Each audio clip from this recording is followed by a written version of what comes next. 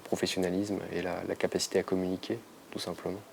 Le volley italien arrive à attirer les meilleurs joueurs du monde, mais surtout à les exposer intelligemment. Le volley est diffusé pendant 3 soirs de suite. Vous pouvez voir du championnat italien à la télé, et puis le mercredi et le jeudi, en plus, il peut y avoir des matchs de Ligue des Champions et un match de Copa de Chèvres retransmis.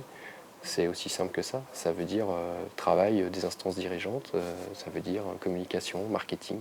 Dans sa représentation dans nos colonnes, aujourd'hui, il est clair que le volley souffre d'un certain manque d'exposition, qui est dû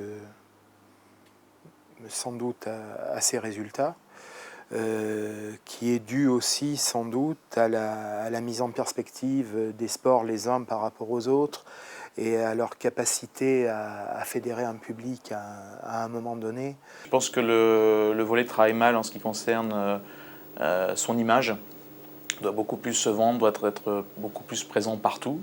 Ça concerne bien évidemment la Ligue, mais aussi la Fédé.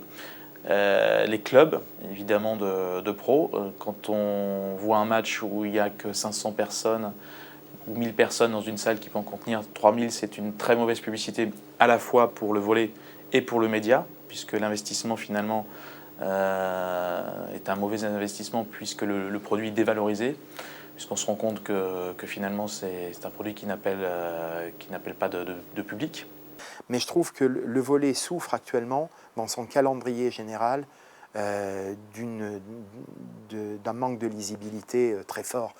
Quand on voit comment le championnat a été tronçonné, avec les rendez-vous internationaux à rallonge qui interrompent la saison, qui interrompent les Coupes d'Europe, tout ça est dur à lire quand même. Et là je crois qu'actuellement, le volley est vraiment pénalisé par ça. Quand on voit le nombre, déjà pour comprendre comment on va au jeu en volleyball, en soi, c'est un challenge pour le faire comprendre aux gens, quoi. Mais très clairement, de toute façon, je crois que c'est l'autre jour Eric Carson qui disait ça, et je suis assez d'accord avec sa formule. Il disait le volleyball français aujourd'hui est un sport professionnel uniquement parce que les joueurs sont salariés. Je suis entièrement d'accord avec ça. Que les clubs français n'aient pas aujourd'hui les moyens financiers de rémunérer leurs dirigeants, les directeurs sportifs, etc. Tout ça, c'est des choses qui sont concevables. Après, que les gens qui dirigent, malgré toute leur bonne volonté, ils sont toujours confrontés à des limites, les limites de l'amateurisme et de la bonne volonté, justement. Oui, c'est clairement une limite. On est aujourd'hui incapable d'organiser un grand événement en France.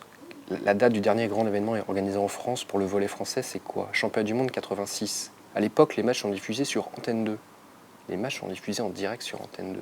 C'est vrai qu'il y a ce paradoxe de voir que le championnat est très compétitif. C'est le 3e championnat européen derrière l'Italie et la Russie. Que l'équipe de France est quand même depuis ces dernières années l'une des meilleures au monde. Et que malgré ça, effectivement, on n'arrive pas à parler un peu plus de volley. Donc c'est difficile à expliquer. C'est vraiment difficile à expliquer.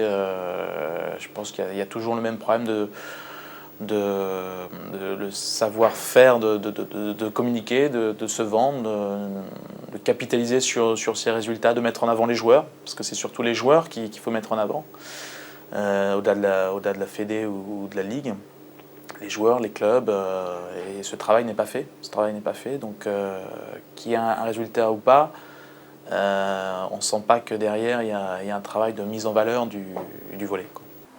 J'ai l'impression que le levier du championnat du monde 86 pour la promotion de la discipline n'a pas été utilisé, et que de la même manière, les médailles réalisées par l'équipe de France au championnat du monde en 2002 en Argentine et au championnat d'Europe en 2003 en Allemagne, il n'y a rien eu derrière. Elle a été où la communication? On les a vus où les joueurs dans les publicités derrière? Zéro.